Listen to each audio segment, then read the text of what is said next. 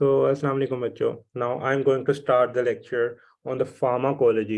Pharmacology में हम देखेंगे वन बाय वन थोड़ी सी पहले जो बेसिक डेफिनेशंस है उनके रिलेटेड, उनके कॉन्सेप्ट्स के रिलेटेड क्या क्या आप लोगों से वो रिक्वायर्ड है.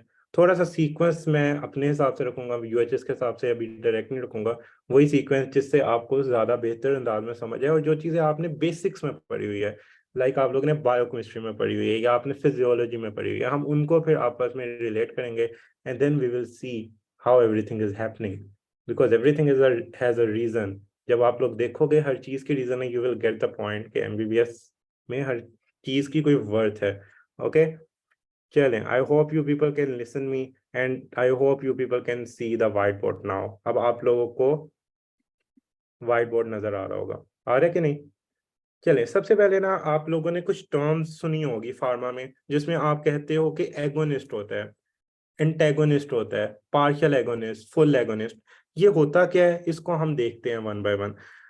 अच्छा, सबसे पहले मुझे एक बात बताएं कि आप घर में स्विच लगे होंगे, आप पंखे वाला स्विच ऑन करते हो तो उससे पंखा ऑन होता है कि लाइट ऑन होती है? जो आपके घर में स्विच लगे हुए है, पंखे वाला स्विच ऑन करते हो तो क्या ऑन होगा? पंखा ऑन होगा, राइट. लाइट वाला स्विच ऑन करते हो तो क्या ऑन होगी? लाइट ऑन होगी. टीवी वाला स्विच ऑन करते हो तो टीवी ऑन होगी. ऐसे ही है ना. और हर चीज के लिए कोई स्विच लगा हुआ है जो कि उसको कंट्रोल कर रहा है. इसी तरह आपकी बॉडी के अंदर रिसेप्टर्स लगे हुए हैं. आपकी बॉडी के अंदर है रिसेप्टर्स, राइट. अब जो ये रिसेप्टर्स है ना, कि आपके डिफरेंट बॉडी पार्ट्स के अंदर है. अब कहाँ कहाँ पे ये रिसेप्टर्स है? ओवरऑल आपके ऑलमोस्ट ना हर पार्ट ऑफ बॉडी के अंदर कोई ना कोई रिसेप्टर है. आपके मसल्स के ऊपर रिसेप्टर्स लगे हुए हैं, आपके हार्ट के अंदर रिसेप्टर्स पड़े हुए हैं, आपके ब्रेन के अंदर रिसेप्टर्स हैं, आपके लंग्स के अंदर रिसेप्टर है. हर जगह पे रिसेप्टर्स लगे हुए हैं. अब रिसेप्टर्स क्या होते हैं? रिसेप्टर के साथ कोई लाइगेंड बाउंड होता है. लाइगेंड क्या होता है? लाइगेंड कोई भी हार्मोन हो सकता है. हार्मोन का तो आप सबने पढ़ा हुआ है, राइट, एफएससी में, कि हार्मोन क्या होता है. आप लोगों ने हार्मोन्स के बारे में भी पढ़ा होगा, न्यूरोट्रांसमीटर्स के बारे में भी पढ़ा होगा. लाइगेंड यानी कोई रिसेप्टर पे आके ना, ये रिसेप्टर्स है, लेट्स सपोज इस पे किसी लाइगेंड ने बाइंड होना है. जब वो लाइगेंड बाइंड होगा तो रिसेप्टर अपनी एक्टिविटी परफॉर्म करेगा. वो पॉजिटिव एक्टिविटी भी हो सकती है, वो नेगेटिव एक्टिविटी भी हो सकती है, वो रिसेप्टर की ब्लॉकेज भी हो सकती है. ये पॉइंट क्लियर हुआ कि हर बॉडी के पार्ट में कोई रिसेप्टर है. जिस रिसेप्टर के थ्रू हमने काम करवाना है, वो रिसेप्टर ने एक्टिवेट होना है या उस रिसेप्टर की हमने ब्लॉकेज करनी है और हमने उसका रिस्पॉन्स ले लेना है, राइट. गेट दिस पॉइंट और नॉट? इसमें आप लोग mainly, it is an interactive lecture. I want you people to interact, because ये थर्ड ईयर के लेवल पे आके मैं पढ़ाऊंगा तो मुश्किल होगा. मैं आप लोग के लेवल पे आपके पुराने नॉलेज से रिलेट करना चाहता हूँ जो आप लोगों ने पढ़ा होगा. अब आपके हार्ट, अब ड्रग्स क्या करती है? ड्रग्स का क्या काम है? ड्रग्स ने जाके इन रिसेप्टर्स पे लगना होता है, इन रिसेप्टर से फंक्शन करवाना होता है. और वो हर रिसेप्टर का डिफरेंट फंक्शन है. जैसे आप फैन ऑन करते हो तो फैन का फंक्शन है हवा देना. बल्ब ऑन करते हो, उसका फंक्शन है लाइट देना. टीवी ऑन करते हो, उसका फंक्शन है आपको टीवी के ऊपर चीजें दिखाना, राइट. इसी तरह रिसेप्टर का फंक्शन है. कोई रिसेप्टर हार्ट पे लेट्स सपोज लगा हुआ है, वो हार्ट रेट को ज्यादा करता है, टैकीकार्डिया हो जाता है, आपका हार्ट रेट तेज हो जाती है, हार्ट बीट तेज हो जाती है. कोई हार्ट पे ऐसा रिसेप्टर लगे हुए हैं जिस जो जब एक्टिवेट होते हैं तो हार्ट रेट स्लो हो जाता है. इसी तरह आपके मसल्स पे कुछ रिसेप्टर्स लगे हुए हैं जो जब एक्टिवेट हो जाते हैं तो आपकी मसल की कॉन्ट्रैक्शन स्टार्ट हो जाती है. और आपके मसल्स पे कुछ इस तरह के रिसेप्टर्स लगे हुए हैं जो डीएक्टिवेट हो जाते हैं तो मसल रिलैक्स हो जाता है. इट मेक सेंस और नॉट? नॉर्मली आपकी बॉडी के अंदर हॉर्मोन्स है जो ये करवा रहे हैं. ड्रग्स क्या है जो आप एक्सटर्नली दे रहे हो? आप तभी ड्रग देते हो ना कि बॉडी के नॉर्मल फंक्शन में कोई मसला आ जाए. आपका बॉडी का नॉर्मल फंक्शन कौन परफॉर्म करवा रहा है? आपकी बॉडी के अंदर आपका सारा नॉर्मल फंक्शन में या तो हॉर्मोन्स लगे हुए हैं या न्यूरोट्रांसमीटर्स लगे हुए हैं. ऐसा है कि नहीं? आप लोग ने डिफरेंट हॉर्मोन्स पढ़े हैं. एपिनेफ्रिन पढ़ा होगा, नॉर एपिनेफ्रिन बचपन में पढ़ा होगा, स्टीरॉइड पढ़ा होगा. आप कहते हो कि ये डिफरेंट हॉर्मोन्स हैं. एल्डोस्टेरोन पढ़ा होगा, थायराइड हॉर्मोन्स पढ़ा होगा. वो आपकी बॉडी में कोई ना कोई फंक्शन करवा रहे हैं, आपकी बॉडी को कंट्रोल कर रहे हैं, राइट. वो इंटरनली कंट्रोल कर रहे हैं. ड्रग्स देने की कब जरूरत आती है? जब बंदा सही हो तब आप ड्रग देते हो उसको। You give the drug to the person when the patient is perfectly fine. No, you will give the drug when the patient is not fine. अब आपने उसको सही कैसे करना है? आपने इन रिसेप्टर्स को मैनिपुलेट करना है। अब जो रिसेप्टर जो आपको फंक्शन चाहिए ना, आप उस रिसेप्टर की स्पेसिफिक ड्रग उसको दे दोगे। उस रिसेप्टर पे एक स्पेसिफिक ड्रग जाके लग सकती है, आप उसको वो स्पेसिफिक ड्रग दोगे। Right? This point is clear और नॉट? अब आप किसी पेशेंट का मसला हो गया, उसका हार्ट रेट बहुत तेज हो गया, उसकी हार्ट बीट 150 हो गई है, तो इज इट नॉर्मल? इस some patient has tachycardia, heart rate 150 हो गया, is it normal? It is not normal. अब आप क्या करोगे? ड्रग दोगे। ड्रग क्या करेगा? उसका हार्ट रेट को ड्रॉप करवाएगा। अब आप उसको कौन सी ड्रग दोगे? आप उसको वो वाली ड्रग दोगे जो ब्रेन के रिसेप्टर्स पे काम कर रही हो, मसल्स के रिसेप्टर पे काम कर रही हो, या हार्ट के रिसेप्टर पे काम कर रही हो। यस, जो ड्रग उसके हार्ट के रिसेप्टर्स पे काम करे, या ऐसे रिसेप्टर्स पे काम करे जो कि उसके हार्ट तक सिग्नल ला रहे हैं। राइट? कुछ नर्व्स होती हैं जो हार्ट तक सिग्नल आती है, जैसे वेगस नर्व होती है। वेगस नर्व के बारे में आप लोगों ने शायद पढ़ा हो एफएससी में। तो अब उसके अकॉर्डिंगली आपने मैनिपुलेट करना, यानी रिसेप्टर्स का चक्कर है सारा। अब हमें रिसेप्टर्स पता होगा कि इसका फंक्शन कैसे होता है, तो फिर हमें आगे चीजें पता लगेगी। अब आते हैं बायोकेमिस्ट्री पे। Now we are going to integrate it with biochemistry. पहले बायोकेमिस्ट्री में आपने जी प्रोटीन कपल्ड रिसेप्टर पढ़ा होगा, पढ़ा है कि नहीं पढ़ा अभी तक? मेरे ख्याल से फाउंडेशन 1 में होगा ये, जी प्रोटीन कपल्ड रिसेप्टर। पढ़ा है कि नहीं? किस किसने पढ़ा है? Second messenger system. Yes, right. इसमें आप लोग पढ़ते थे, एक होता है जीएस टाइप, एक होता है आप लोगों ने पढ़ा होगा जी आई टाइप, एक आप लोगों ने पढ़ा होगा जी क्यू टाइप। ऐसा हो पढ़ा हुआ है ना? अब जी प्रोटीन कपल रिसेप्टर के एमसीक्यूज में आपको थोड़े से वैसे बताता हूँ, जो बायोकेमिस्ट्री में भी आ सकते हैं, इधर भी आ सकते हैं। इसको सर्पेंटाइन रिसेप्टर भी कहते हैं। ये यूएचएस का ही एमसीक्यू है, सर्पेंटाइन रिसेप्टर। ओके। और ये 7 हेलिकल वाला रिसेप्टर होता है। इसको अगर देखो ना तो इस तरह का होता है, इसका स्ट्रक्चर देखा हुआ है, 7 हेलिकल बनाता है, सांप की तरह का है, सर्पेंटाइन। ओके। तो ये इसके डिफरेंट नेम्स हैं जो कि प्रॉफ में पूछे जा सकते हैं, ये बायोकेमिस्ट्री में क्वेश्चन बन सकते हैं। अब हम जी प्रोटीन कपल्ड रिसेप्टर के बारे में अगर देखें, तो आप लोग पढ़ते हो कि ये फर्स्ट मैसेंजर सिस्टम है कि सेकंड मैसेंजर सिस्टम है? जी प्रोटीन के बारे में आप लोगों ने क्या पढ़ा हुआ है? So G protein coupled receptor second messenger system. What is meant by second messenger? First messenger system क्यों नहीं है? फर्स्ट मैसेंजर फिर कौन हुआ? अब आपको मैं बताता हूँ, ये लेट्स सपोज रेड से मैं बताता हूँ एक सेल, ये एक सेल। ओके, ये सेल है, इस सेल के ऊपर लगा हुआ है जी प्रोटीन कपल्ड रिसेप्टर। ओके, ये है जी प्रोटीन रिसेप्टर। जी प्रोटीन रिसेप्टर के अंदर ना एक्टिविटी परफॉर्म हो सकती है, ये डिफरेंट उसके अल्फा बीटा गैमा सब यूनिट्स लगे हुए हैं। ओके। अब जी प्रोटीन कपल्ड रिसेप्टर, कोई ड्रग आई या कोई भी लाइगेंड आया, हार्मोन आया, कोई भी न्यूरोट्रांसमीटर लेट्स सपोज आया, ये आया, ये आया आया आया और आके जी प्रोटीन कपल्ड रिसेप्टर पे लग गया। अब जो ये ड्रग या हार्मोन आके जी प्रोटीन कपल्ड रिसेप्टर पे लगा है, ये ड्रग या हार्मोन क्या है?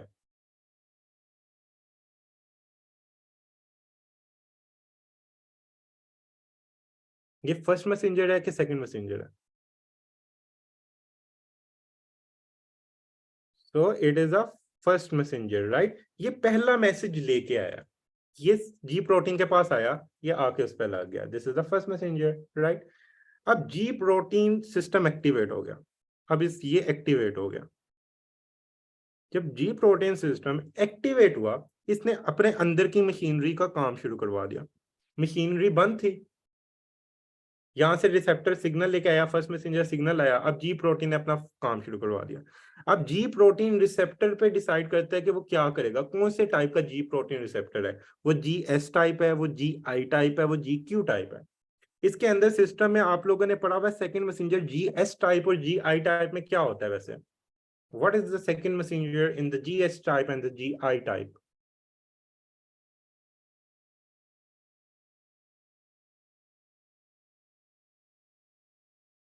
Very good.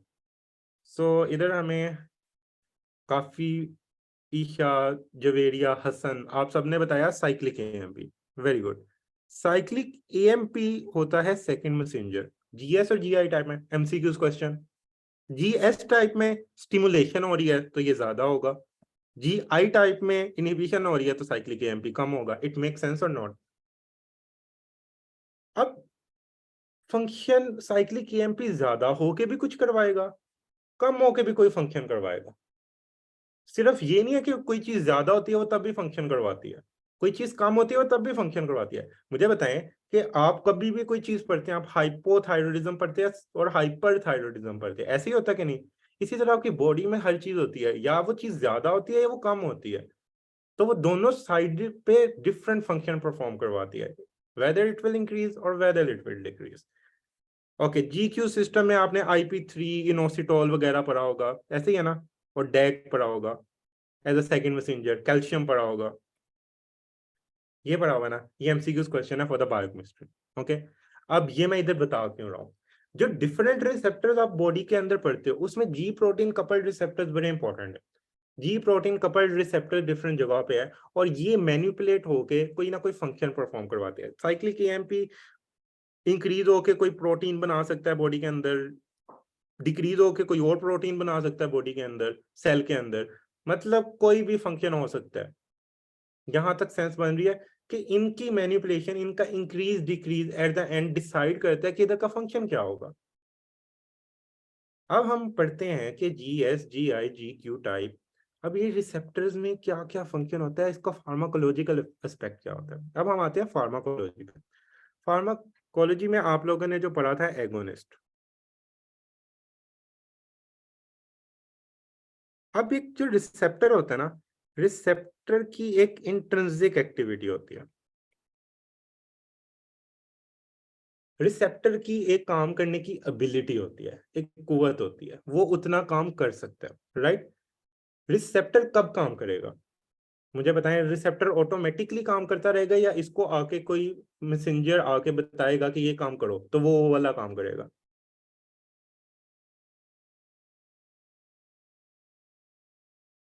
रिसेप्टर कब काम करता है, रिसेप्टर कब एक्टिवेट होता है या डीएक्टिवेट होता है?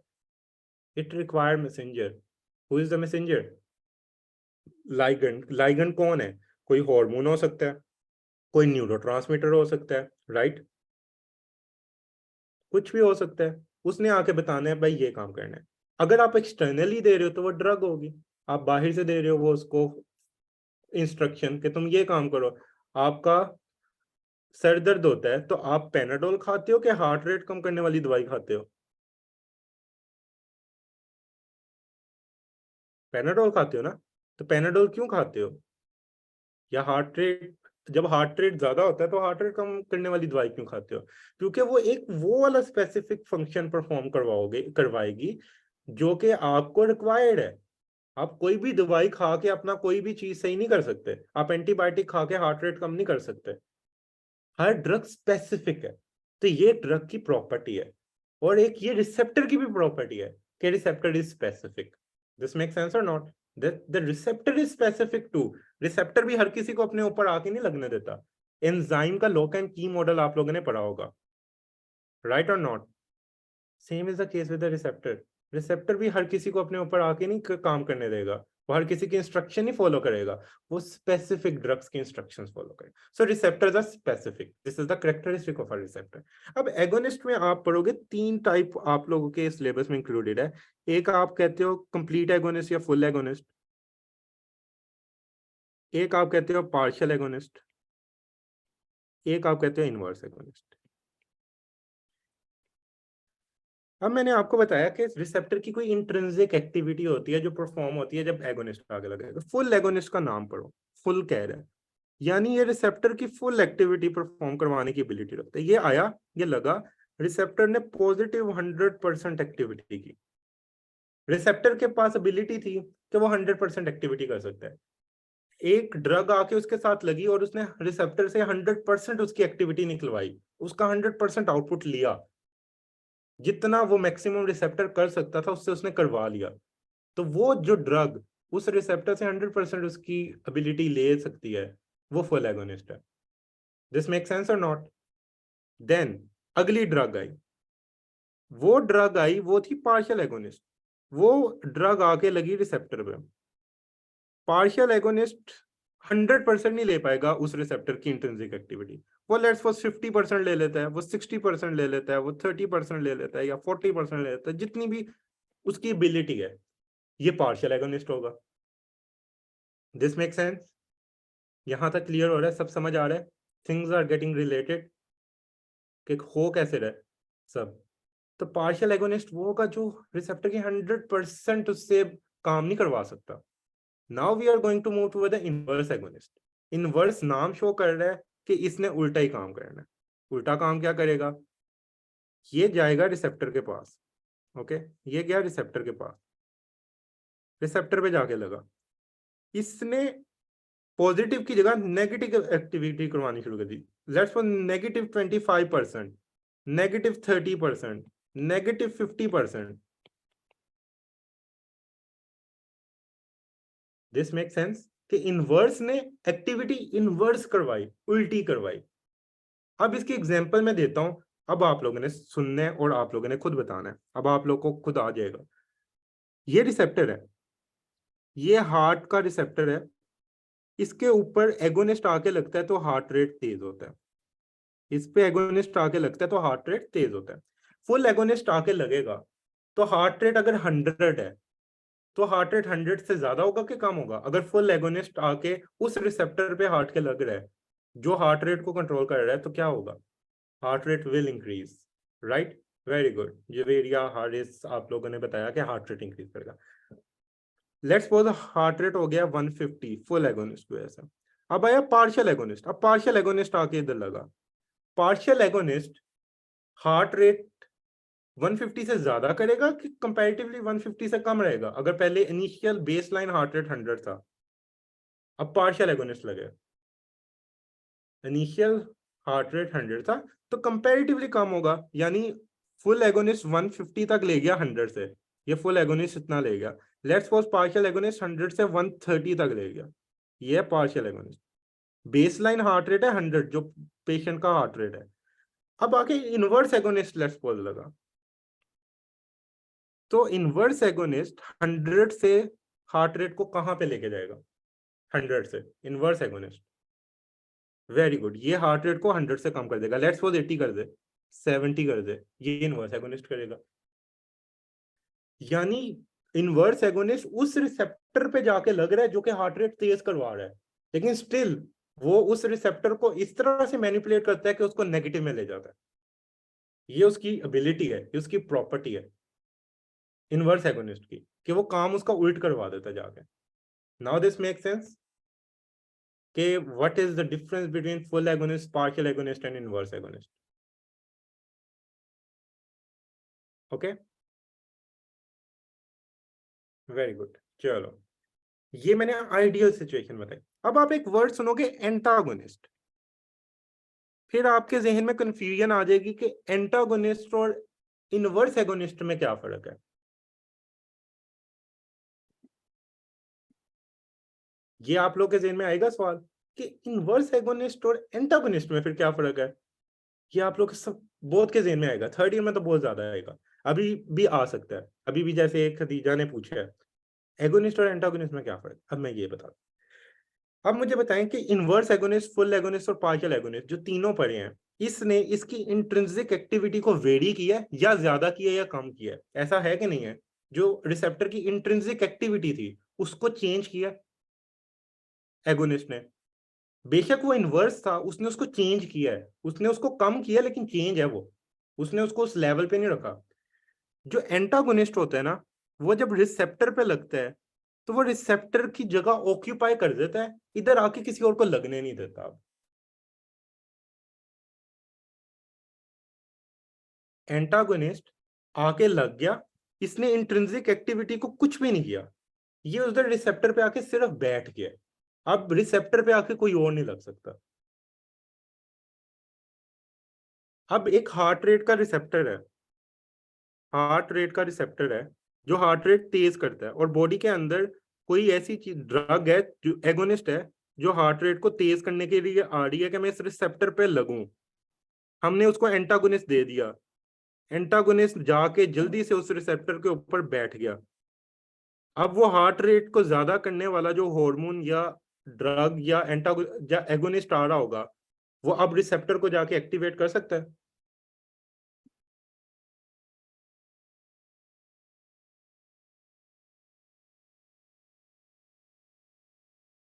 ओके, सो वो रिसेप्टर को एक्टिवेट नहीं कर सकता। So this is the antagonist. Antagonist सिर्फ उस जगह को जाके ऑक्यूपाई कर लेता है। एंटागोनिस्ट रिसेप्टर पे जाके कोई काम नहीं, उसकी एक्टिविटी को चेंज नहीं करवाता, उसकी ना एक्टिविटी ज्यादा करवाता है ना कम करवाता है, बस उसकी एक्टिविटी को उधर ही रखता है, लेकिन किसी और को आके उसकी एक्टिविटी को अफेक्ट नहीं करने देता। Okay, this make sense? You people get this point? Agonist आके एक्टिविटी को चेंज करवाता है, या ज्यादा करता है कम करता है। एंटागोनिस्ट आके बैठ जाता है और किसी एगोनिस्ट को काम नहीं करने देता, ना वो उसने एक्टिविटी को तेज करने देना है। लेट्स सपोज एक बंदा है, वो चेयर पे बैठा है, वो लैपटॉप यूज कर रहा है अच्छे काम के लिए, वो यूज अच्छा कर रहा है, सही हो गया। एक बंदा बैठा है, वो लैपटॉप को गलत काम के लिए यूज कर रहा है, हैकिंग कर रहा है। ओके, एंटागोनिस्ट क्या करेगा, वो आगे बैठ जाएगा, वो लैपटॉप को यूज ही नहीं करेगा, बस बैठ जाएगा। ना वो अच्छे काम करने वाले को आके यूज करने देगा लैपटॉप, ना वो गलत काम करने वाले को आके यूज करने देगा लैपटॉप।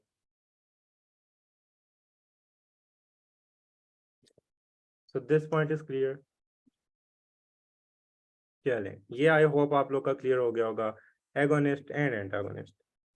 अब डिफरेंट ड्रग्स है, उनकी एग्जांपल। अब आप लोगों के इसके जो डिफरेंट एमसीक्यूज आ सकते हैं वो मैं आप लोगों को दिखा दूंगा किस तरह से हैं, फिर वो हम एमसीक्यूज देखेंगे, तो फिर आप लोग को आइडिया हो जाएगा। Yes, antagonist basically block site, block the specific site. क्या है, यहाँ तक तो आई होप आप लोग को क्लियर हो गया।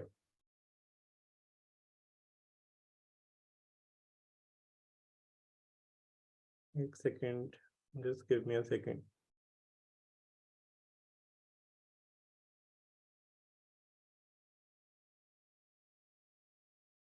yes, antagonist is a competitive inhibitor. There are a lot of types of antagonists. वो फिर बहुत बड़ी आप लोग का फुल फार्माकोलॉजी की तरफ चल जाएगा, अभी आप लोग को इतना पता होना चाहिए। चलिए, अब हम आके देखते हैं, दोबारा से वापस फाइल पे जाते हैं और फाइल को ऑब्जर्व करते हैं। फाइल को हम क्या ऑब्जर्व करेंगे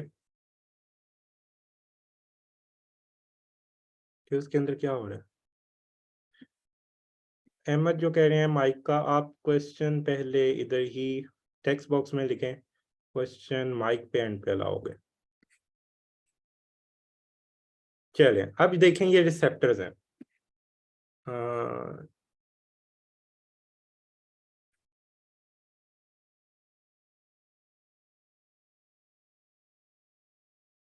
just let me see the file.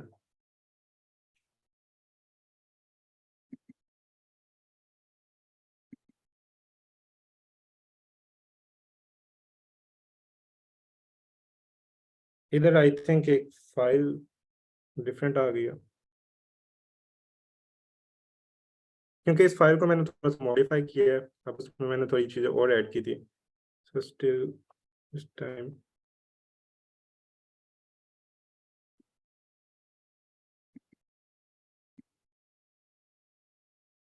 हाँ ये फाइल। चले, अब आप लोग को आई होप नजर आ रहा होगा, ये डिफरेंट रिसेप्टर्स हैं। अब आप लोग को मैं रिसेप्टर की पहले तो टाइप्स बताता हूँ, तो आप लोग को थोड़ा ज्यादा क्लियर हो जाएगा। पहले मैं आप लोग को यहाँ पे लिख के बता देता हूँ। ओके, आप लोगों ने अब इसको गौर से करना है। आपकी बॉडी के ऊपर जो डिफरेंट टाइप के रिसेप्टर्स है, उसमें एड्रीनर्जिक रिसेप्टर्स आर इंपॉर्टेंट और कोलिनर्जिक रिसेप्टर्स आर इंपॉर्टेंट।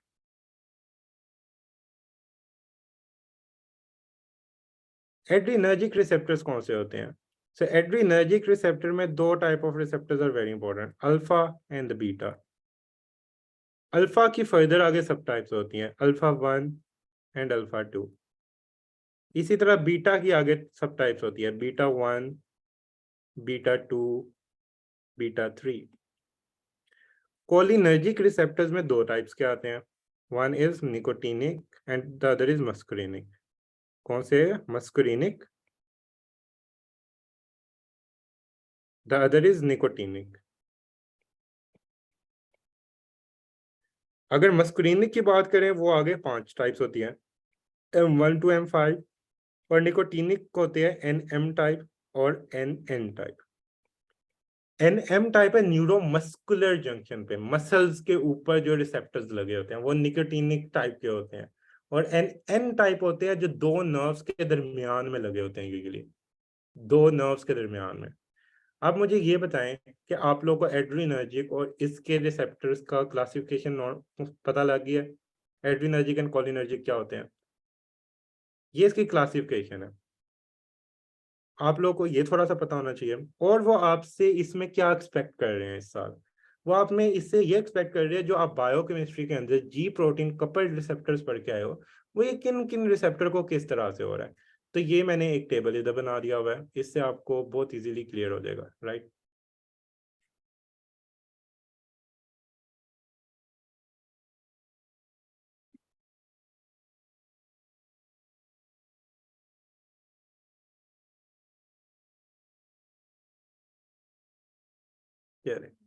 ये देखें, ये आप लोग डिफरेंट टाइप के रिसेप्टर्स पर क्या है, G Q type, G I type.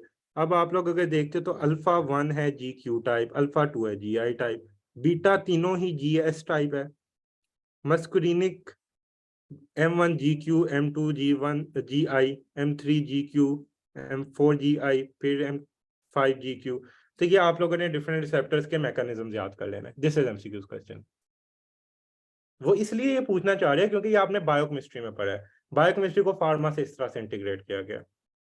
Now you people get this point. आपने ये रिसेप्टर्स के मैकेनिज्म की टाइप याद कर लेनी है। आप लोग से ये क्वेश्चन पूछा जा सकता है, it is the integration with the biochemistry. You get this point.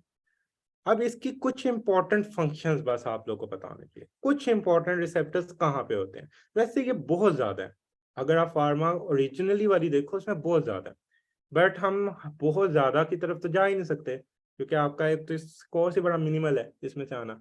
तो इसमें से जो आप लोग के कोर्स के साथ इंटीग्रेशन बन रही है वो वाली चीजें ऐड की गई हैं। एड्रीनर्जिक अल्फा 1 रिसेप्टर, ये आप लोग रिसेप्टर्स पढ़ते हो, ये रिसेप्टर प्रेजेंट होता है ब्लड वेसल्स पे।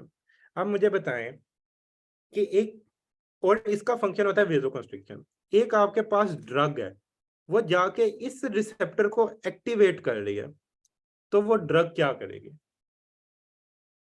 एक ड्रग है, वो इस रिसेप्टर को जाके एक्टिवेट कर रही है, तो वो क्या फंक्शन परफॉर्म करेगी अगर वो फुल एगोनिस्ट है, लेट्स सपोज।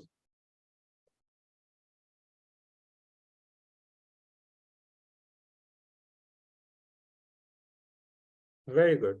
सो वो जाके वेजो कंस्ट्रिक्शन करवा देगी, वेजो कंस्ट्रिक्ट हो जाएगी, वेसल का डायामीटर कम हो जाएगा। किसी को हाइपोटेंशन हुई हुई है, हाइपोटेंशन, ब्लड प्रेशर ड्रॉप हो रहा है, तो आप उसको क्या दोगे? आप उसको ये ड्रग, ऐसी ड्रग दे सकते हो जो वेजो कंस्ट्रिक्ट करवा दे, उसका ब्लड प्रेशर को ज्यादा कर दे, तो आप ये दे सकते हो, राइट। तो ये अल्फा 1 रिसेप्टर की सबसे इंपॉर्टेंट लोकेशन है ब्लड वेसल्स। किसी को हाइपोटेंशन हुई है, किसी का ब्लड प्रेशर लो हुआ है, तो उसमें क्या होता है, आप वेजोकंस्ट्रिक्टर दो तो blood pressure can increase. Okay. अब नेक्स्ट आ जाता है, अगर आप लोग देखो इसको, alpha 2 receptors pre synaptic nerve terminals पे होते हैं। अब प्री साइनेप्टिक नर्व टर्मिनल्स क्या होते हैं? ये नर्व है, ये साइनेप्स बना यहाँ पे, लेट्स सपोज, फिर अगली नर्व, फिर साइनेप्स, फिर अगली नर्व, ऐसे ही होता है, नर्व ऐसे ही कनेक्ट की होती है। आप लोगों ने एफएससी में भी पढ़ा होगा, there are synapses between the nerves, right. अब जो ये नर्व्स के दरमियान साइनेप्सेस बन रहे होते हैं, यहाँ पे जो प्री साइनेप्टिक टर्मिनल, ये जो रेड से क्यों कर रहा हूँ, this is a pre synaptic terminal, synapse से पहले। और जो ये बाद वाला है, ये है पोस्ट साइनेप्टिक टर्मिनल। तो जो अल्फा 2 रिसेप्टर्स होते हैं वो प्री साइनेप्टिक टर्मिनल्स पे प्रेजेंट होते हैं कुछ, तो अल्फा 2 रिसेप्टर्स इधर होते हैं। बीटा 1 बहुत इंपॉर्टेंट, या हार्ट के ऊपर प्रेजेंट होंगे। बीटा 1 हार्ट के ऊपर प्रेजेंट होते हैं। ये आपको याद करना पड़ेगा, बस इनकी सबसे इंपॉर्टेंट वालों की लोकेशन मैंने लिखी है और किसी की नहीं लिखी, कोई एक्स्ट्रा नहीं लिखी, क्योंकि वैसे ये रिसेप्टर्स की अगर इंफॉर्मेशन लिखें तो ये ऑलमोस्ट 20-30 बन जाते हैं, बट सबसे इंपॉर्टेंट लोकेशन जो इनकी स्पेसिफिक है, जो एमसीक्यू बन सकता है, वो बता दी गई है। बीटा 2 ब्रोंकियोल्स में होते हैं, लंग्स के अंदर होते हैं। ओके, तो ये आपने याद रखना है। ये कुछ इंपॉर्टेंट है जो आप लोग बस याद रखोगे। This is the receptor. ये रिसेप्टर के रिलेटेड बातें थी जो आप लोग से पूछना चाहते थे। ये आप लोग को क्लियर है? ड्रग डिस्ट्रीब्यूशन वाला पार्ट हम करते हैं इसके बाद, पहले हम आयरन प्रिपरेशन वाला हल्का सा देख लें, क्योंकि ये बड़ा इजी पार्ट है, या थोड़ा सा लाइफ वाला पार्ट है जो आप लोग पढ़ते भी हो, देखते भी हो लाइफ में। चलो, यहां तक आप लोग को मसला तो नहीं हुआ कोई? Things are making sense, things are relating. अब वो ना आयरन प्रिपरेशन उन्होंने डाल दिया, अब हम इसको रिलेट करते हैं फिजियोलॉजी बायोकेमिस्ट्री से। आयरन प्रिपरेशन क्यों डाला, मुझे बताएं। आप लोगों ने अनीमिया पढ़ा होगा, अनीमिया के डिफरेंट कॉजेज क्या होते हैं? What are the different causes of anemia? Now we are going to integrate it with the physiology and the biochemistry.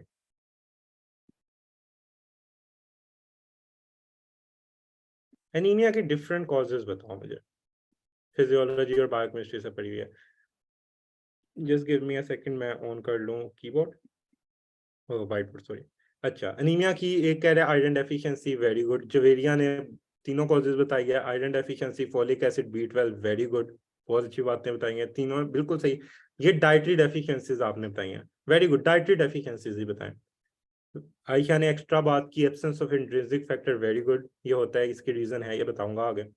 चलो, अब आप लोग चाहते हो कि मैं हल्का सा आपको एनीमिया भी बता दूं, थोड़ा सा, क्योंकि वो बताऊंगा फिर मैं आयरन बता देता हूँ, हल्का सा आप लोग को एनीमिया भी बता देता हूँ। ओके, चलो, जो इंपॉर्टेंट टाइप ऑफ एनीमिया आप बताओ।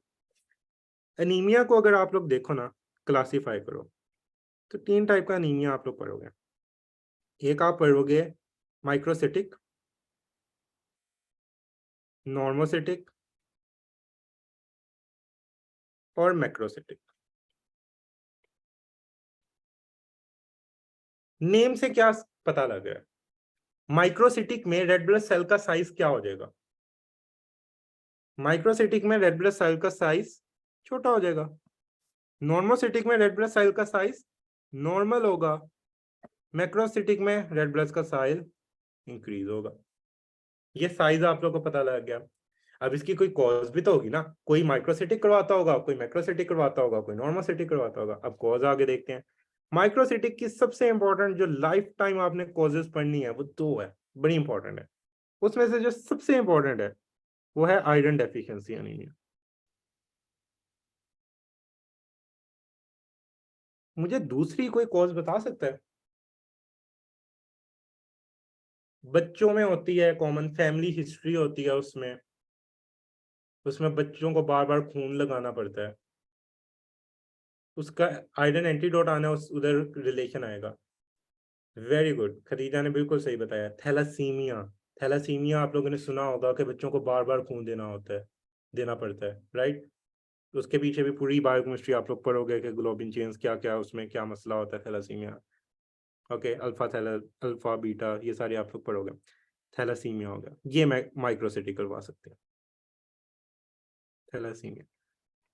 फिर आ जाते हैं मैक्रोसिटिक। मैक्रोसिटिक की डाइटरी कॉजेज बताओ, डाइटरी कॉजेज कौन सी डाइट की वजह से हो सकता है? मैक्रोसिटिक पे पहले आए हैं, नॉर्मोसिटिक पे इसके बाद जाते हैं।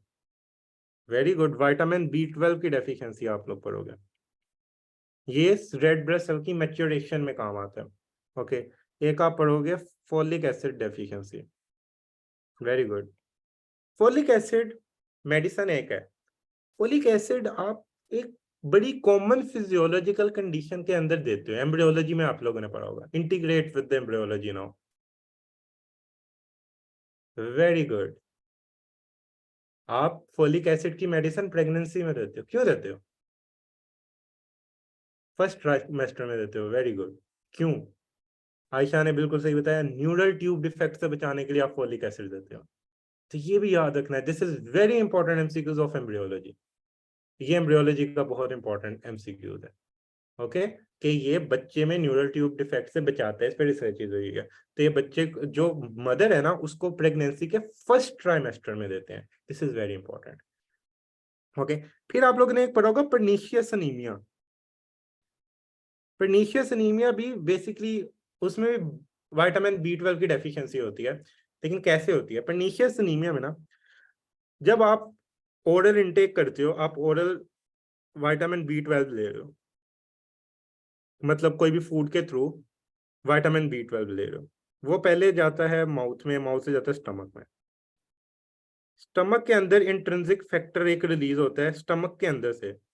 इंट्रिंसिक फैक्टर क्या करता है, दोस्ती कर लेता है विटामिन B12 के साथ। विटामिन B12 और इंट्रिंसिक फैक्टर आपस में जुड़ जाते हैं, इनकी आपस में बॉन्डिंग हो जाती है, ये दोनों आपस में मिल जाते हैं।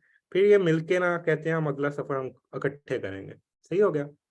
तो ये अगला सफर इकट्ठा करने जाते हैं स्मॉल इंटेस्टाइन में, और फिर ये वहां पे जाके अब्जॉर्ब हो जाते हैं और ब्लड में जाके अपनी जिंदगी गुजारने लग जाते हैं। सही हो गया। अब एक बंदा हुआ है, उसका स्टमक के सेल्स डैमेज हो गए, कैंसर हो गया या गैस्ट्रेक्टमी हो गई, विटामिन B12 आया, स्टमक में उसको इंट्रिंसिक फैक्टर नहीं मिला। No intrinsic factor in stomach present. क्यों? हो सकता है गैस्ट्रेक्टमी करवा ली हो, मतलब स्टमक निकलवा लिया हो, या स्टमक कैंसर हो गया हो, स्टमक के सेल्स डैमेज हो गए हो, स्टमक की एट्रोफी हो गई हो, डिफरेंट डिजीजेज है।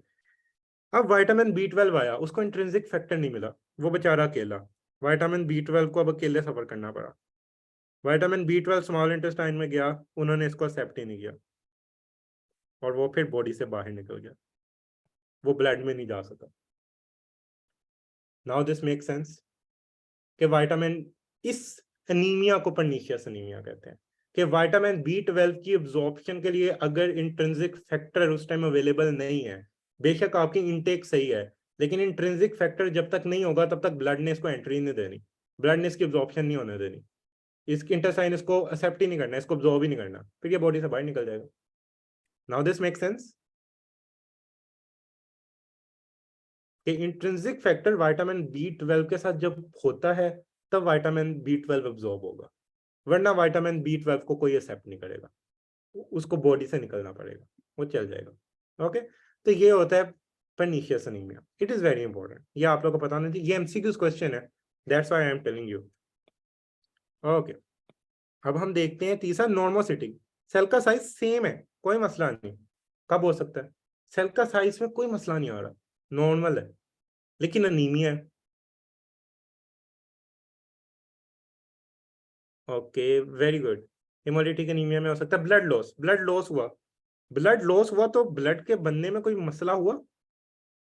ब्लड लॉस, ब्लड के बनने में कोई मसला हुआ नहीं ना, एक किसी का एक्सीडेंट हो गया, एक्सीडेंट हुआ, वो तो ब्लड एक एक्सीडेंट की वजह से लॉस हुआ है ना, उसकी अंदर तो कोई मसला नहीं था, उस एक्सीडेंट ने उसका ब्लड को कम कर दिया, this is anaemia, right. Blood loss की वजह से हो सकता है, ये प्लास्टिक हो सकता है, ओके, ब्लड की फॉर्मेशन ही ना हो अगर, ओके, तो ये ब्लड लॉस इसमें ज्यादा इंपॉर्टेंट है। ये आपकी होगी थोड़ी सी फिजियोलॉजी। अब हमने कहा कि आयरन डेफि माइक्रोसिटिक एनीमिया, हाँ इधर एक और चीज बता देता हूँ। अब इनको डिफ्रेंशिएट करने के लिए ना एक चीज बड़ा हेल्प करती है, कौन सा मार्कर ब्लड के अंदर बड़ा हेल्प करता है डिफ्रेंशिएट करने के लिए? एक मार्कर है जो कि बड़ा एमसीक्यूज में भी आप लोग पढ़ोगे। वेरी गुड अरीबा, अरीबा ने बिल्कुल सही बताया, जवेरिया ने भी सही बताया, वेरी गुड, रीजा ने भी सही बताया, आप सब तो माशाल्लाह बड़े लाइक हैं। एमसीवी, एमसीवी करता है, एमसीवी का लेवल क्या होता है? Normal, normal level almost MCV का होता है 80 to 96 फेम्टोलीटर, कई जगह पे 80 to 100 भी होगा। सही होगा, वो डिफरेंट रिपोर्ट्स पे वेरी कर रहा होता है। अगर एमसीवी 80 से कम है तो माइक्रोसिटिक एनीमिया, 80 to 100 के दरमियान है तो नॉर्मोसिटिक, और 100 से ज्यादा है तो macrocytic, in the very simple scenarios, क्योंकि अभी आपको इतना बताना है। मैंने बताया डिफरेंट रिपोर्ट्स में वेरी करता है, जो आइडियल लिया जाता है वो 80 to 96 है, लेकिन डिफरेंट रिपोर्ट डिफरेंट लैब्स में टेक्निक्स और उनकी मशीनरी पे वेरी करता है। ओके, तो वो आपके पास लैब रिपोर्ट के सामने लिखा होता है। अब मुझे बताएं कि एमसीवी का आपको समझ आ गया? एमसीवी कम है तो आप you will think about the microcytic, microcytic है तो you will think about which disease?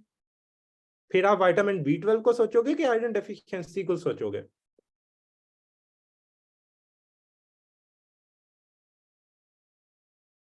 MCV कम हुआ है तो आप क्या सोचोगे? आप इन ये वाली डिजीजेस को सोचोगे। अगर एमसीवी ज्यादा है तो आप पहले इन डिजीजेस को सोचोगे। हमेशा आप जब भी देखते हो कोई पेशेंट, आप हमेशा एक स्ट्रीम लाइन फ्लो में चलते हो, स्टेप बाय स्टेप देखते हो कि ये कम है तो ये सोचो, पहले ये है तो ये सोचो। Okay, now you it make sense और नॉट? चलिए, आयरन डेफिशिएंसी एनीमिया हो गया। अब आयरन डेफिशिएंसी एनीमिया को पूरा करने के लिए आप क्या करोगे? फार्माकोलॉजी के थ्रू क्या करोगे आयरन डेफिशिएंसी एनीमिया को पूरा करने के लिए? आयरन की डिमांड ज्यादा हो गया बॉडी में, माइक्रोसिटिक एनीमिया, आप आयरन सप्लीमेंट्स दे दोगे। Simple, this is the pharmacology, iron supplement दे दोगे। कौन सी फिजियोलॉजिकल कंडीशन के अंदर आयरन की डिमांड ज्यादा हो जाती है? कौन सी फिजियोलॉजिकल कंडीशन के अंदर आयरन की डिमांड ज्यादा हो जाती है? फिजियोलॉजिकल कंडीशन ये होती है कि जो कि एक बंदे का नॉर्मल मैकेनिज्म है, नॉर्मली चल रहा है, जो नॉर्मल है बिल्कुल। Very good. प्रेगनेंसी में सबसे इंपॉर्टेंट प्रेगनेंसी है। ओके, प्रेगनेंसी के अंदर क्या होता है, बच्चे को भी नरिशमेंट मदर से जानी है, तो अब मदर अपने आप को भी फीड कर रही है और बच्चे को भी फीड कर रही है, तो there are two entities living on the food of one person. तो इस वजह से मदर को उतना फूड इनटेक, उतना आयरन चाहिए कि बच्चे का भी ब्लड बनना है, क्योंकि बच्चे में भी तो ब्लड बनना है ना, तो बच्चे के ब्लड के लिए भी तो आयरन चाहिए। वो कहाँ से आएगा? मदर से ही आएगा। तो इस वजह से सप्लीमेंट्स चाहिए होते हैं आयरन के। Okay, right. मेंस्ट्रुअल लॉस की वजह से आयरन कम होता है, बट वो है कि आयरन सप्लीमेंट्स के अलावा आप अगर डाइटरी हैबिट्स अच्छी कर लो तो आयरन पूरा हो जाता है। इसलिए फीमेल की डाइट्स बड़ी इंपॉर्टेंट होती है। फीमेल पेशेंट्स को या फीमेल सारी फीमेल्स को अपनी डाइट अच्छी रखनी चाहिए, अच्छे फ्रूट खाने चाहिए, अपनी डाइट हेल्दी रखें। उससे क्या होगा? इस वजह से आप लोगों ने ज्यादातर किसको सुना है? मेल को सुना हुआ है कि हाय बड़ा दर्द हो रहा है जिस्म में, बहुत ज्यादा थकावट हो रही है हर टाइम। ज्यादा कौन ये आके आप लोग हॉस्पिटल में भी देखोगे, वैसे भी खानदान में भी देख लोगे, अक्सर फीमेल्स ही कहती हैं कि हिलिया भी नहीं जाता, इतनी में बैठी रहनी है बस, बहुत ही मुश्किल हो गया, जिंदगी नहीं जी हो रही। तो ये क्या है, ये क्या रीजन है? आयरन डेफिशिएंसी, बिकॉज डाइट नहीं अच्छी, बिकॉज लॉस इज नेचुरल, हर मंथ हो रहा है due to menstruation, but if you don't have a good diet तो वो कंपनसेट नहीं होगा, तो you will have to compensate with a dietary measure, simple is this. चलिए, अब आयरन सप्लीमेंट्स पे कब आना है? जब ज्यादा जरूरत होगी, ऐसे नहीं आ जाना आयरन सप्लीमेंट्स पे आ जाते हैं। Now we are going to see कि हम आयरन सप्लीमेंट्स पे किस तरह से आएंगे, राइट? चलो, अब हम देखते हैं वापस आके ड्रग की तरफ। आयरन सप्लीमेंट्स, आयरन सप्लीमेंट दो तरह के हो सकते हैं। एक होता है ओरल आयरन सप्लीमेंट जो ओरली लिए जा सकते हैं, और एक होते हैं आईवी सप्लीमेंट, पेरेंट्रल। अब जो दो रूट्स होते हैं, अब इधर मैं आपको इंटीग्रेट करता हूँ विद द एब्जॉर्प्शन। आप लोगों ने ड्रग के बारे में पढ़ा होगा बायो अवेलेबिलिटी, ऐसी कोई टर्म पढ़ी है bio availability of a drug? जो ड्रग आप ले रहे हो, जो ड्रग आप लोग ले रहे हो, चलो मैं आप बताता हूँ आपको क्या होती है बायो अवेलेबिलिटी। जो ड्रग आप लोग ले रहे हो वो कहाँ पे जा रही है? आप माउथ के थ्रू ब्लड, वो एक ड्रग ले रहे हो तो एट द एंड वो ड्रग किधर जाती है? Tell me. आपने एक ओरली ड्रग ली, उस ड्रग ने एट द एंड कहाँ पे जाना है? ब्लड में जाना है, एट द एंड तो उसने ब्लड में जाना है ना, पहले स्टमक, स्टमक से इंटेस्टाइन, इंटेस्टाइन से ब्लड, ऐसे ही है ना? आप एक ड्रग लेते हो ओरली, चलें ये देखें, आपने एक ड्रग ली ओरली, ओरली से पहले गई स्टमक में, स्टमक से गई आगे इंटेस्टाइन में, इंटेस्टाइन ने अब्जॉर्ब किया, अब्जॉर्ब करने के बाद गई ब्लड में, ऐसे ही है। आप मुझे बताएं, इतना बड़ा पाथवे है, पहले मुंह से गुजरी, फिर एसोफेगस से स्टमक में, इंटेस्टाइन में, फिर इंटेस्टाइन के सेल से, फिर ब्लड में। अब मुझे बताएं कि अगर ड्रग इतने पाथवे से गुजर रही है इस ड्रग के लॉस होने का चांस ज्यादा होगा कि नहीं होगा? 100% ड्रग पहुंच जाएगी? 100% ड्रग ओरली पहुंच सकती है ब्लड के अंदर? नो, 100% ड्रग नहीं पहुंच सकती। देखो ओरली पहले गई, तो ओरल में जो एंजाइम्स है सलाइवा के, उससे उसने कॉन्ट्रैक्ट किया, कुछ उसके साथ नेगोशिएशन हुई, लेट्स सपोज सॉरी हुई, 99 95% चली गई स्टमक में, स्टमक के एसिड ने उस पर अटैक कर दिया, स्टमक के एसिड से उसकी नेगोशिएशन हुई, तो वो लेट्स सपोज 85% आगे चली गई इंटेस्टाइन, इंटेस्टाइन में उस पर बाइल ने और पेंक्रियाटिक जूस ने अटैक कर दिया, तो वो 70% लेट्स सपोज, मैं ये सिर्फ एग्जांपल दे रहा हूँ। अटैक करने के बाद इंटेस्टाइन ने उसे थोड़ा सा बता लिया, उसने कहा मैंने तुम्हें तब एंटर होने देना है, फिर क्या होगा जब मैं तुम्हें तब एंटर होने दूंगी जब तुम मुझे थोड़ी सी रिश्वत दोगे, तो इंटेस्टाइन को थोड़ी सी रिश्वत दी तो 65% लेट्स सपोज एंटर हुई। इधर ही आगे कहानी नहीं खत्म हुई, ब्लड के बाद इंटेस्टाइन से सबसे पहले ब्लड किधर जाता है? इंटेस्टाइन का ब्लड सबसे पहले किधर जाता है? इंटेस्टाइन से जो ब्लड होता है, जो चीजें अब्जॉर्ब होती है, इंटेस्टाइन वाला ब्लड आपका पहले जाता है लिवर में, लिवर से जाता है इंफीरियर वेना केवा, और इंफीरियर वेना केवा से हार्ट में, इस तरह से पाथवे में जाता है। फिर ये ड्रग गई लिवर के पास, अब लिवर ने, इस ड्रग का मेन चेक पोस्ट है, लिवर अब देखेगा कि मैंने इस ड्रग के साथ करना क्या, अब वो लिवर ने भी इसको थोड़ा बहुत इससे बता लिया, तो लेट्स सपोज ड्रग पहुंची 55%। ये एक बड़ा सिंपल सा कॉन्सेप्ट मैंने बना के दिया बायो अवेलेबिलिटी का, तो दिस इज बायो अवेलेबिलिटी। इन सारे पाथवे से गुजरते हुए जो जो हिंड्रेंसेस आएंगी वो बायो अवेलेबिलिटी को अफेक्ट करेंगी। Now this make sense? कितनी ड्रग अवेलेबल है ब्लड के लिए, वो इन सब चेक पोस्ट पे डिपेंड करेगी कि किस चेक पोस्ट पे कितना मसला हो रहा है। अब एक पेशेंट है, ये ओरल ड्रग है, उसको आपने आईवी ड्रग दी, बायो अवेलेबिलिटी पे कोई इफेक्ट होगा? कितनी बायो अवेलेबिलिटी होगी? आपने उसको आईवी दिया,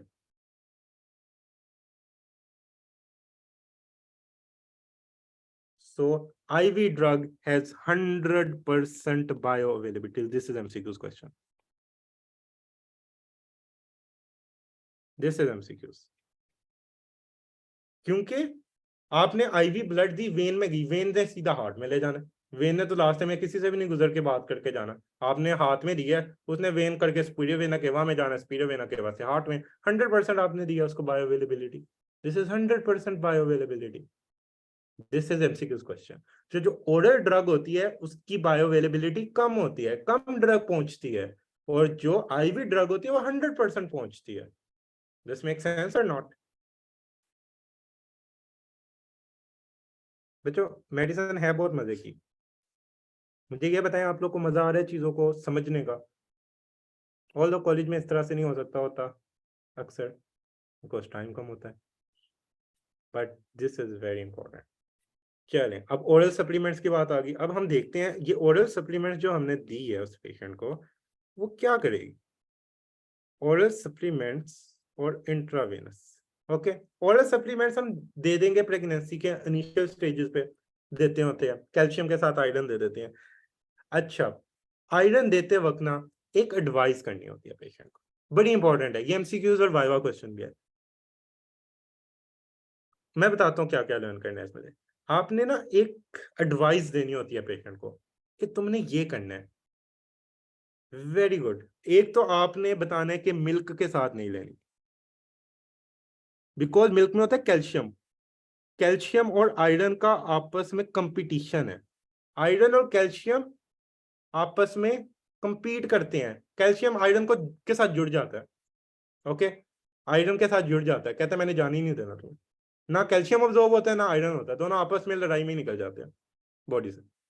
दिस इज वेरी इंपॉर्टेंट। आपने ओरल आयरन दूध के साथ नहीं देनी। क्यों इंपॉर्टेंट है? जो गांव से औरतें आती है ना, वो डॉक्टरों को आके अक्सर कहती हैं कि डॉक्टर साहब मेरी सास ना मेरा ख्याल नहीं रखती। वो आपको पता है ना, इतने यहाँ पे पाकिस्तान में इतने ज्यादा प्रिविलेज लोग तो नहीं है ना हर जगह पे, तो जब प्रेगनेंसी होती है तो प्रोटोकॉल मिलता है इनिशियली कि नई नई प्रेगनेंसी हुई है, सारे खुश होते हैं घर वाले, तो प्रोटोकॉल होता है उस पेशेंट को मिल रहा होता है। तो वो डॉक्टरों से क्या कह रही होती हैं, वो कह रही होती हैं डॉक्टर साहब मेरे ना घर वालों से कहना है कि दूध नाल मैनू दवाई दे। उनको होता है कि इस बहाने दूध मिल जाएगा, सही हो गया। क्योंकि अब आप हर कोई आप सबको शुक्र करना चाहिए, just you people have everything, if you want to eat, if you want to drink, you people have that thing. पर जिनके पास नहीं होता वो इसी तरह करते हैं उनके। तो फिर डॉक्टर ने ये बताना होता है ये वाली दवाई हम दूध के साथ नहीं दे सकते, ये दवाई दूध के साथ दोगे तो फर्क ही नहीं पड़ेगा। आप लोगों ने अक्सर देखा होगा जो पुरानी औरतें वो कहती है गर्म दवाइयाँ दूध नाल दो। हर दवाई दूध के साथ नहीं देते, कुछ एंटीबायोटिक भी होती है जो दूध के साथ नहीं दे सकते। वो इसी रीजन की वजह से होती है। जिन मेडिसिन का कैल्शियम के साथ इंटरेक्शन हो जाता है ना, चिलेशन हो जाती है, चिलेट हो जाती है, आप लोगों ने केमिस्ट्री में पढ़ा होगा एफएससी में चिलेशन, तो वो वाली आप ड्रग्स नहीं दे सकते। ओके, तो आपने एक तो ये, क्योंकि प्रेगनेंसी में कैल्शियम की भी कमी हो रही होती है, आयरन की भी, तो क्या करोगे फिर? लेक्चर को भी लग जाएगा टाइम थोड़ा सा। अब मुझे बताएं कि कैल्शियम की भी कमी होती है और आयरन की भी कमी हो रही होती है, आपने दोनों देनी है, अब आप क्या करोगे? देना तो आपने दोनों है, आपने उसकी कैल्शियम भी। Yes, very good. Haris separately देंगे, कह देंगे एक दवाई सुबह लो और एक दवाई शाम को लो। ओके, आयरन सुबह ले लो, कैल्शियम शाम को ले लो, कैल्शियम सुबह ले लो या आयरन शाम को ले लो। कैल्शियम की कैल्शियम की उसको कह देंगे कि दूध के साथ ले लो। ओके, मतलब उसको बता देंगे कि ये वाली दवाई सुबह लेनी है आयरन वाली, कैल्शियम वाली शाम को लेनी है, कैल्शियम वाली शाम वाली दूध के साथ ले लो, सुबह वाली पानी के साथ लेनी है। अब मुझे एक बात बताएं, एक और इम्पोर्टेंट आपने एडवाइस करनी है पेशेंट को। अच्छा, एक बार बार विटामिन सी कह रही हैं, बिल्कुल सही कह रही हैं। जो आयरन होता है ना, उसकी एब्जॉर्प्शन विटामिन सी से ज्यादा हो जाती है। Okay, vitamin C increase the absorption of the iron, तो आप विटामिन सी भी उनको दे सकते हो साथ। ओके, कि वो एब्जॉर्प्शन को ज्यादा कर देता है, आप एनहेंस कर सकते हो उसकी बायो अवेलेबिलिटी को, बायो अवेलेबिलिटी ज्यादा हो जाएगी। क्या करता है, बेसिकली फैसिलिटेट कर रहा है। एक और आपने एडवाइस करनी है जब ओरल आयरन देना है, जिसकी वजह से अक्सर जो प्रेग्नेंट फीमेल्स होती हैं वो दवाई छोड़ देती है आयरन की, अगर आपने एडवाइस नहीं की। You are not a good doctor if you are not advising the patient, आप नहीं बता रहे उसको, वो दवाई छोड़ देगी लेना, सिर्फ आपकी नेग्लिजेंस की वजह से। क्या क्या एडवाइस दोगे, क्या बताओगे? इन्फॉर्म करना है आपको पेशेंट को, आपने पेशेंट को बताना है कि आपको डार्क स्टूल आ सकता है, ब्लैक स्टूल। आप मुझे बताओ कि आप कोई मेडिसिन ले रहे हो और ब्लैक स्टूल आने लग जाए, आप डर जाओगे कि नहीं डरोगे कि ये तो कोई मसला चल रहा है, ये मेडिसिन का कोई साइड इफेक्ट हो गया है, और आप क्या करोगे? मेडिसिन छोड़ दोगे। इट मेक सेंस और नॉट? अपने आप पे अप्लाई करके देख लो। एक ड्रग है, उसे आपको ऑरेंज पसीने आने लग गए, एक टीबी की ड्रग होती है, ऑरेंज कलर का फ्लूइड कर देती है बॉडी का, रिफेम्पिसिन, उसे आपको आने लग जाए, तो मुझे बताओ आप डर जाओगे कि नहीं डरोगे? तो ये आप लोगों को, आपने उसको गाइड करना है, dark stool, this is important, ये आप लोग को याद होना चाहिए। अब ओरल आयरन सप्लीमेंट्स के नेम याद होने चाहिए। याद रखना, एक आसान तरीका बताता हूँ, जहां पे फीडस पहले लगाओ ना, वो ओरल होते हैं, जहां पे फीडस पहले लगा वो ओरल होते हैं। और भी हो सकते हैं लेकिन फीडस वाले याद रखें क्योंकि ये इंपॉर्टेंट है। ओके, फीडस और एक कार्बोनाइल भी इंपॉर्टेंट है। कार्बोनाइल की 100% बहुत ज्यादा बायोअवेलेबिलिटी होती है, मतलब कंपैरेटिवली बड़ा अच्छा होता है। फीडस जिनके पहले लगे वो ओरल है, ये याद रख लेना। पेरेंटल में बाकी आ जाएंगे, iron dextran, ferric carboxylate, iron sucrose, ये बाकी आ गए। ओके, ये आपको याद रखने हैं। ओरली आप ओरल दे दोगे, आयरन दे दोगे। फार्मेकोकाइनेटिक्स और ये हम बाद में देखते हैं। यूज कौन है, आयरन डेफिशिएंसी एनीमिया में होना है, ओरल नॉर्मली यूज होगा। आईवी तब दोगे अगर पेशेंट कंप्लाइंट नहीं है, अगर पेशेंट ड्रग नहीं ले रहा, पेशेंट ओरल ड्रग नहीं ले रहा और आपको उसकी आयरन डेफिशिएंसी जल्दी मेकअप करनी है, स्पेशली जो थर्ड ट्राइमेस्टर ऑफ प्रेगनेंसी होता है, उसमें आप आईवी दे देते हो। नाउ इट मेक सेंस, अब आपको समझ आ गया कि आयरन आप कब कब दे सकते हो और कब कब देते हो। अब इधर बायोकेमिस्ट्री से इंटीग्रेशन, चले अब मुझे एक बात बताएं, बायोकेमिस्ट्री में आयरन की एक्सक्रीशन का बॉडी से मेथड क्या है? बॉडी से आयरन कैसे एक्सक्रीट होता है? ये बायोकेमिस्ट्री में शायद आप लोगों ने इस साल पढ़ लिया हो या नहीं पढ़ा। वेरी गुड आयशा, आयशा ने बिल्कुल सही बताया।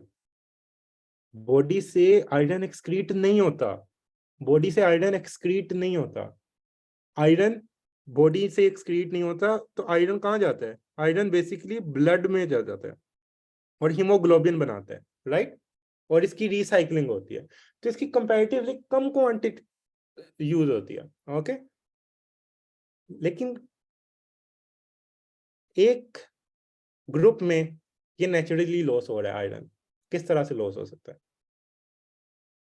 वन ग्रुप ऑफ पीपल में आयरन नेचुरली लॉस हो रहा है, how it can be lost? Very good, in the females menstrual cycle में आयरन लॉस होता है। इस वजह से फीमेल्स की हीमोग्लोबिन कम होती है, फीमेल्स में आयरन डेफिशिएंसी एनीमिया होता है। नाउ इट मेक सेंस कि फीमेल की हीमोग्लोबिन क्यों कम होती है। फीमेल की हीमोग्लोबिन इसलिए कम होती है। अब इधर एक और इंपॉर्टेंट चीज होता है, एक आप कॉन्सेप्ट पढ़ोगे आरबीसी का, ये एक और इंपॉर्टेंट है, ये थोड़ा सा डिफरेंट है। आरबीसी किसमें ज्यादा होते हैं? RBC red blood cells. Not, I am not talking about haemoglobin, I am talking about now RBCs. RBCs male में ज्यादा होते हैं, फीमेल में कम होते हैं। फीमेल में आरबीसी कम क्यों होते हैं? फीमेल में आरबीसी कम क्यों होते हैं और मेल में आरबीसी ज्यादा क्यों होते हैं? नो, लॉस ऑफ मेंस्ट्रुएशन नहीं है। वेरी गुड, जो मेल होते हैं उनमें होता है टेस्टोस्टेरोन। टेस्टोस्टेरोन कौन सा हार्मोन होता है जो मेल की सेक्सुअल कैरेक्टर्स को डेवलप करता है? राइट, टेस्टोस्टेरोन होता है मेल में। अब जो ये टेस्टोस्टेरोन होता है, या एंड्रोजन आप कह दो, ये एंड्रोजन क्या करता है? रिथ्रोपोइटिन प्रोडक्शन को इंक्रीज करता है। रिथ्रोपोइटिन क्या करती है? इंक्रीज करती है आरबीसी प्रोडक्शन को। आरबीसी इसलिए मेल में ज्यादा होते हैं। नाउ इट मेक सेंस कि why male have more RBC. RBC ज्यादा मेल में होने की ये रीजन है। ओके, तो this is very important physiology viva question, बहुत ज्यादा इंपॉर्टेंट वाइवा क्वेश्चन है। ओके, ये हो गया आपके कुछ पॉइंट। देखिए, मैं आप लोग को बायोकेमिस्ट्री और वो भी सारा चीज साथ इंटीग्रेट करवा रहा हूँ ताकि आप लोग को समझ आए कि फार्मा क्यों पढ़ रहे हैं। अब आते हैं विटामिन बी 12। अब किसी को विटामिन बी 12 की डेफिशिएंसी होगी है, कब हो सकती है विटामिन बी 12 की डेफिशिएंसी? मुझे बताएं, विटामिन बी 12 की डेफिशिएंसी कब हो सकती है? When it can get decreased. Yes, very good, pernicious anaemia. Pernicious anaemia कब होता है? इंट्रिंसिक फैक्टर डेफिशिएंसी कब होती है? कोई गैस्ट्रिक मसला चल रहा हो। एक तो विटामिन बी 12 की डेफिशिएंसी ऐसे हो सकती है, और कैसे हो सकती है? विटामिन बी 12 के बिल्कुल सोर्स ना हो कोई खाए। विटामिन बी 12 किन चीजों में होता है ये बताओ? विटामिन बी 12 खाने की किन चीजों में होता है? वेरी गुड, मीट में। तो इंडियंस में जो हिंदू होते हैं उनमें विटामिन बी 12 की डेफिशिएंसी हो सकती है। वो क्या कहते हैं उनको आप? वेजिटेरियन इंग्लिश में कहते हैं, हिंदी में क्या कहते हैं? वो सिर्फ वेजिटेबल्स खाते हैं इंडियन, वो कहते हैं ना, वो गोश्त से बड़ा भाग रहे होते हैं, ये शुभ हो गया हमने खा लिया अगर, है। गौ माता होती है तो वो नहीं खाते हैं, डेफिनेटली बात है। तो उनमें विटामिन बी 12 की डेफिशिएंसी हो सकती है, राइट। जो प्योर वेजिटेरियंस हैं, they can have vitamin B 12 deficiency because they are not eating meat. Otherwise vitamin B 12 का स्टोर बहुत ज्यादा होता है, इतनी जल्दी डेफिशिएंसी नहीं होती। जो परमानेंटली नहीं खा रहे उनमें डेफिशिएंसी होगी। विटामिन बी 12 की ना 3 तरह की मेडिसिन आती हैं, बस इनके नाम आपको पता होने चाहिए। साइनोकोबालामिन, मिथाइलकोबालामिन और हाइड्रोक्सीकोबालामिन। अब मुझे बताएं कि एक पेशेंट आता है पर्नीशियस एनीमिया के साथ, आप कौन सी मेडिसिन, क्या मेडिसिन दोगे?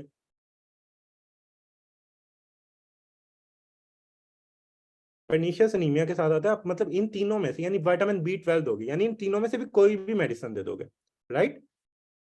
आप इन तीनों में से कोई भी मेडिसिन दे दोगे, ओके। प्रेफरेबली मिथाइलकोबालामिन दे दोगे, ओके। ये मतलब ऑप्शन में अगर ये तीनों में से कोई भी होगा ना, आपने उसको दे देनी है। ऑप्शन में ये इनमें से कोई एक ही ऑप्शन होगा, तीनों नहीं होंगे, ओके। एक ही ऑप्शन दिया होगा उन्होंने। विटामिन बी 12 का एक इंपॉर्टेंट आपको मैं साइड इफेक्ट बताना चाहता हूँ, बड़ा इंपॉर्टेंट है। मुझे बताएं कि जो विटामिन बी 12 है, विटामिन बी 12 ये एक तो मगेलोब्लास्टिक एनीमिया करवाता है, दूसरा इसका साइड इफेक्ट क्या होता है? मेगालोब्लास्टिक एनीमिया B9 भी करवाता है जो फोलिक एसिड होता है, लेकिन इनमें एक डिफरेंस होता है, वो भी मेगालोब्लास्टिक करवाते हैं, दोनों मेगालोब्लास्टिक करवाते हैं। हाँ जी, जो मेडिसिन होती है ना, मेडिसिन में आपको इंट्रिंसिक फैक्टर नहीं चाहिए होता, आप एक्टिव फॉर्म दे देते हो उसको। मेडिसिन की फॉर्म में आप उसको, उसकी फॉर्मुलेशन इस तरह की प्रिपेयर होती है। विटामिन B12 की डेफिशिएंसी मुझे बताएं। वेरी गुड, न्यूरोलॉजिकल सिम्टम्स करवाती है, यानी neurological symptoms can be there in the case of vitamin B12 deficiency as well. Vitamin B9 में सिर्फ megaloblastic anaemia. This is MCQs question of biochemistry as well, ये biochemistry का MCQs question है। Okay, अच्छा, ये आपने पढ़ लिया। फिर आ जाते हैं iron deficiency anaemia, iron antidote. Iron का एंटीडोट कब? आयरन को आपने क्या कहा था, आयरन एक्सक्रीट हो सकता है बॉडी से? हमने क्या कहा था, आयरन एक्सक्रीट हो सकता है बॉडी से? आयरन एक्सक्रीट नहीं हो सकता। अगर आयरन बिल्डअप हो गया बॉडी के अंदर, किसी मसले में आयरन बिल्डअप हो गया बॉडी के अंदर, तो फिर आपको क्या करना पड़ेगा? अगर आयरन बिल्डअप हो गया बॉडी के अंदर, तो आप क्या करोगे? अब आपको आयरन को चिलेट करके या आपको किसी तरह आयरन को निकालना है बॉडी से अंदर। क्यों निकालना है, कैसे निकालना है, कब निकालना है?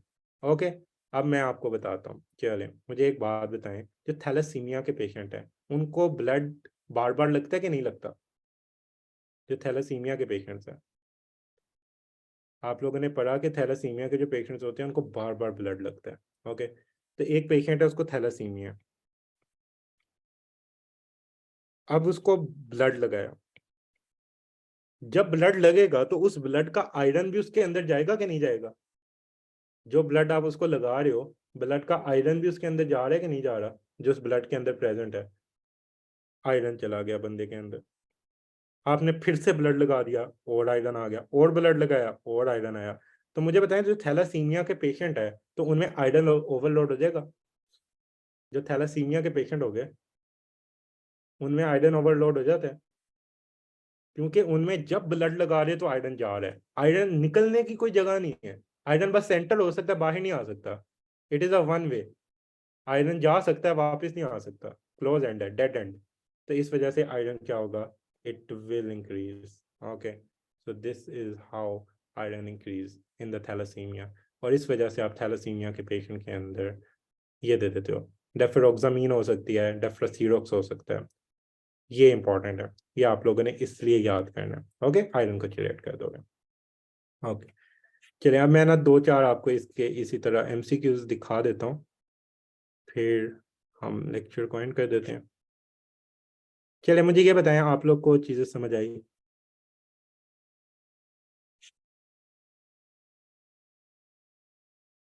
मजा आया चीजों को पढ़ने का? चलिए, अब ये एमसीक्यूज देखें। पहला MCQs, all of the following are classification of dietary deficiency causing anaemia except vitamin B12, folic acid, vitamin D और आयरन। Very good, C. आप लोगों ने पढ़ा है कि विटामिन B12 भी अनीमिया करवा सकता है डाइटरी, फॉलिक एसिड भी करवा सकता है, आयरन भी करवा सकता है। तो ये हो गए, करेक्ट आंसर है C. Vitamin D deficiency doesn't exist, but this doesn't cause anemia, right? When which of the following iron supplement contain the highest percentage of the elemental iron? मैंने आपको बताया था, वेरी गुड, मैंने आपको बताया था highest elemental iron carbonyl में होती है। Carbonyl has the highest elemental iron. A 56-year-old female, a 56-year-old female discovered to have megaloblastic anemia. Her past medical history significant for alcohol, alcohol जो पीते हैं उनमें मेगालोब्लास्टिक एनीमिया हो सकता है। सही हो गया। Which of the following would be the best treatment for the patient?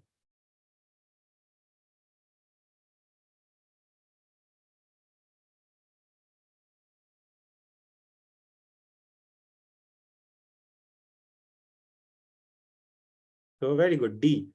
अब मेगालोब्लास्टिक है, हिस्ट्री ऑफ अल्कोहलिज्म जो होती है ना, वो सजेस्ट करती है फॉलिक एसिड। ओके, अब इधर क्यों आप दोनों दे रहे हो? जो अल्कोहलिक होते हैं ना, अल्कोहल की वजह से ना फॉलिक एसिड डेफिशिएंसी होती है, B9। लेकिन विटामिन B12 डेफिशिएंसी का मैग्लोब्लास्टिक के अलावा क्या साइड इफेक्ट है?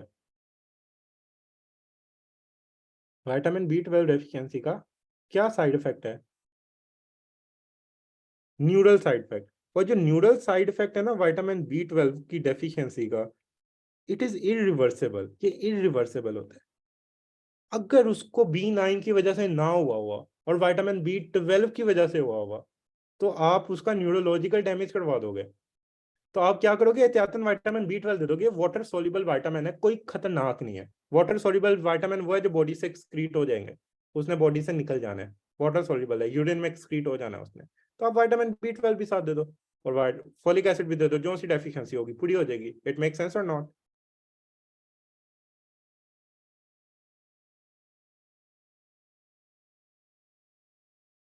इसमें ये absorption of oral iron preparation facilitated by co-administration of absorption of oral iron preparation can be facilitated। Iron की absorption कैसे, कौन facilitate करता है? एंटासिड, टेट्रासाइक्लिन फॉस्फेट या ascorbic acid? Very good Haris. अभी हारिस स्टार्ट में कहे थे कि आपको आता नहीं है, आपने माशाल्लाह सारे सही आंसर दिए, बल्कि सबने बड़े अच्छे आंसर दिए।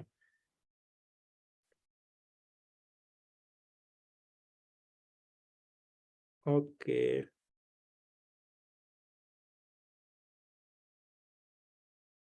और थोड़े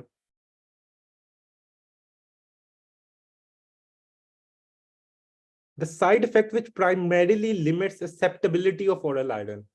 कौन सा साइड इफेक्ट ओरल आयरन की सेप्टिबिलिटी को रोकता है? Epigastric pain and bowel upset, black stool, staining of teeth, metallic taste? Very good, black stool. Okay, ये इसको रोकते हैं। ओके, फिर ये बताया हुआ आगे। Choose the correct statement about the severity of the side effects of the oral iron medication। Ferrous salts are better tolerated than ferric salt। अच्छा, इस तरह के एमसीक्यूज ना एक्स्ट्रा पॉइंट्स आप लोग को बता सकते हैं, ये आप लोग पढ़ लेना, इसके नीचे 7 एक्सप्लेनेशंस दी हुई हैं। अच्छा, जो पूछ रहे हैं ये कहाँ से है, तो ये आप लोग को मैं बताता हूँ, पहले एमसीक्यूज हम कर रहे हैं।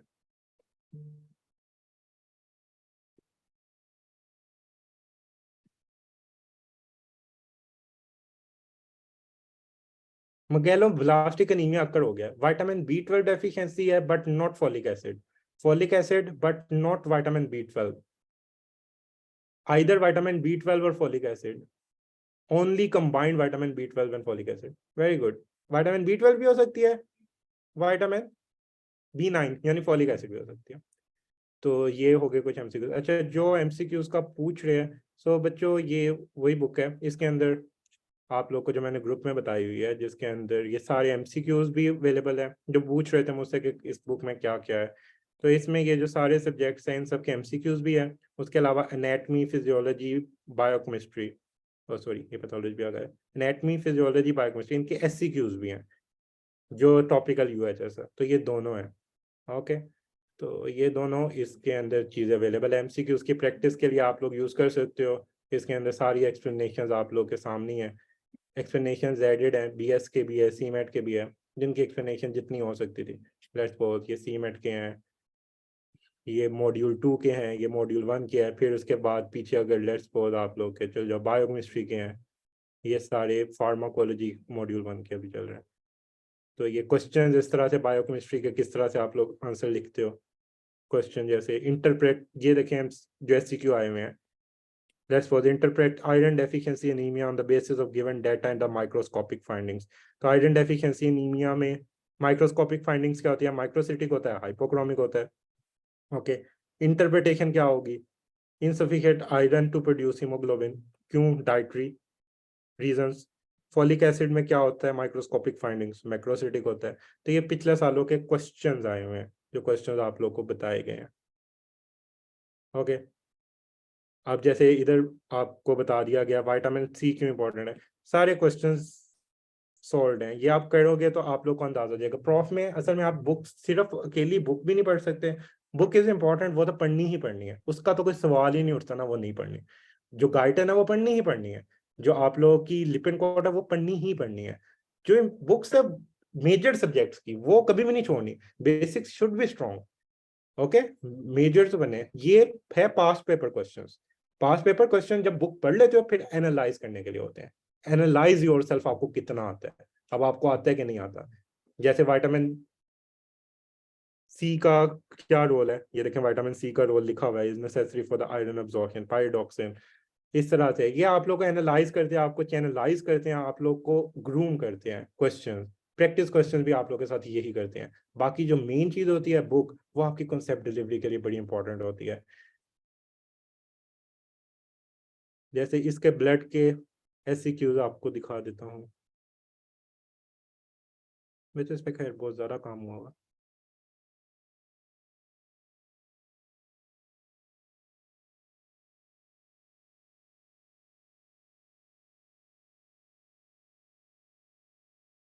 अब जैसे ये ब्लड के पॉइंट्स है, जैसे हाई स्किल पॉइंट्स भी एडेड है, ये जो यूएचएस के पास एमसीक्यूज होते हैं उनके एक्सट्रैक्टेड फॉर्म्स हैं कि जो बड़ी इंपॉर्टेंट है। हीमोफीलिया ए कब होता है, बी कब होता है, सी कब होता है। आईजीजी के बारे में आप लोगों ने पढ़ा होगा कि प्लेसेंटा क्रॉस कर सकती है, आईजीएम नहीं कर सकती है।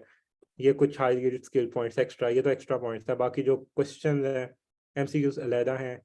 फिर ये एससीक्यूज किस तरह से आप लोग लिखते हो, जैसे लेट्स सपोज ये एक एससीक्यू खुल गया, enumerate the plasma function protein function.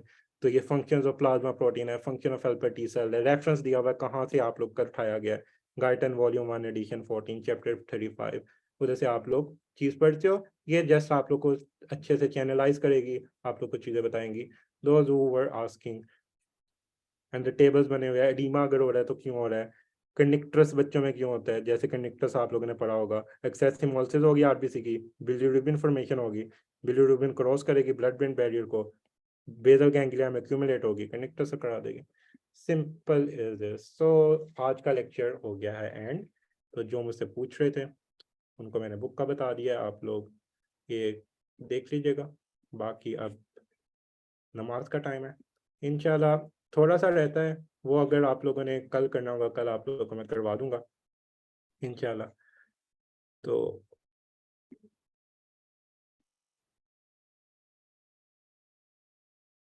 It is clear, मुझे बताएं आज का लेक्चर क्लियर। चलें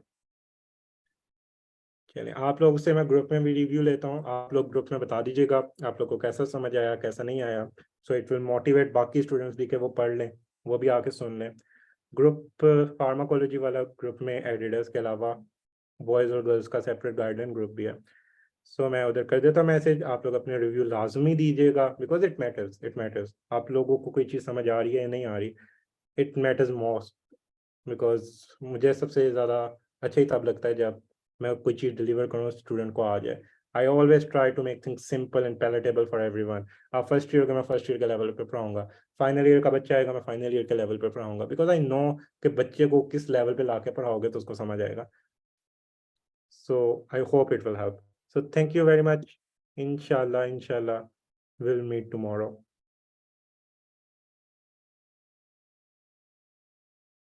जो ग्रुप ज्वाइन करना चाहते हैं ना, वो जो ये ऑर्डर का नंबर है, इसी ऑर्डर के नंबर का स्क्रीनशॉट ले लेगी, इसी नंबर से आप मैसेज कर दें इधर, आपको फिर ग्रुप भी ज्वाइन करवा देंगे।